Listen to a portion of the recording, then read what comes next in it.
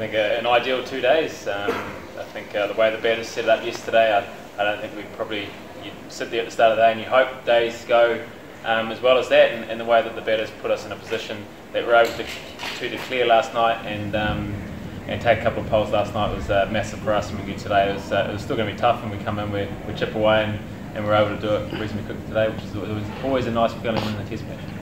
Trying to set the pace in this series, but I'm surprised at how quickly this Test moved and you polished off with 2 sessions there. Yeah, I think with the amount of time that was lost through rain, a lot of people probably thought it was going to be tough to win a Test match inside 3 days, but we knew there's always going to be a little bit of assistance in the wicket, and as I say, I think the batters need a lot of credit in the way that they put us in such a strong position yesterday that we only needed to bat once. I think that was probably the backbone of another Test win for us. What about you? How much time did you have to get your head around the fact that the skipper and the team had it? Not a lot. Steady came sort of just before we declared. Kane obviously had a little bit of a niggle on the shoulder, but yeah, it's something that just happened and went out there and just boxed onto it. Well, I guess there's no official vice captain name usually in the team next. Is it sort of a moving feast for a bit of term for you guys, or did you know you were the deputy of Kane, or was it you sort of moving on for it? No, I think we're very fortunate. We've got a strong leadership group and a number of senior players, especially around the Test side, that are always looking to help out Kane when he is there. So I think it could have been a number of people, and I think we're in a fortunate position that we do have a number of senior guys around the Test team, and it certainly made it easier out there having the likes of Tom Latham and Ross, who's obviously captained Test cricket before. So you'd be more happy to do the job in Christchurch today? I'm obviously not sure on what's happening with Kane. So I think he's still going to travel with the team to Christchurch and see how it goes. But the opportunity comes, then I guess it's always an honour and a privilege. So what was the thought process behind Peter Bocock keeping Kane with BJ injured? Was Tom considered for the gloves, or even him? We're running short on slips, so I think it was Peter Bocock's a first-class keeper, very tidy gloveman. So I think there was talk of Tom, but then I think with the amount of guys we were losing a number of catches behind the wicket, and it was probably easier to leave Tom at slip and bring in Peter Bocock, who did a very tidy job. Considering he probably came down thinking he was just going to run drinks and end up in the box seat. What does it mean to have the record for the Test series win in a row, and do New Zealand get enough away series as a result of this?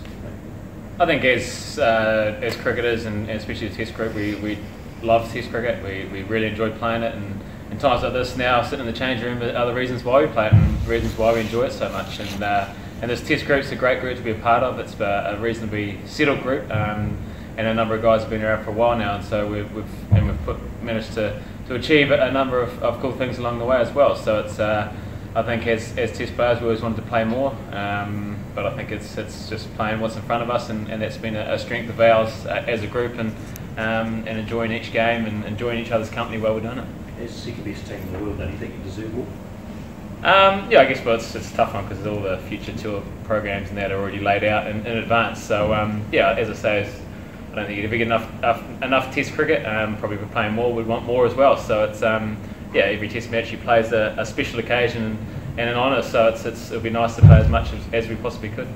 How does what stood out in these last 5 Test series for New Zealand, in your eyes? I think consistency, being able to adapt to different conditions. We've won in a number of conditions. Obviously, the away tour to the UAE, which is a tough place to go, and we're able to win a series over there, was a very special achievement. We're very, we understand the conditions in New Zealand and how they're going to play, but we've also been thrown things like today, this Test match with a three-day window to try and win a Test match, and we're able to do that. So I think it's about that experience in the group and the confidence that is in around the Test group, that guys are really thriving. Guys are coming in. Look at the way that Henry Nicholls has gone from strength to strength in his Test career. Tom Latham, and then you throw that in with some class like Ross Taylor. You've got Trent Bolt, who's been world class for a number of years. Neil Wilson, his thing. So I think it's a number of guys stepping up at different times and not relying on one or two guys to win your games of cricket. It's a whole collective group, and I think that's been a massive strength of ours. Tim, as you touched on, getting a result in 3 days, when it comes to game management, is this one of the most impressive kind of 3-day wins that you've been a part of?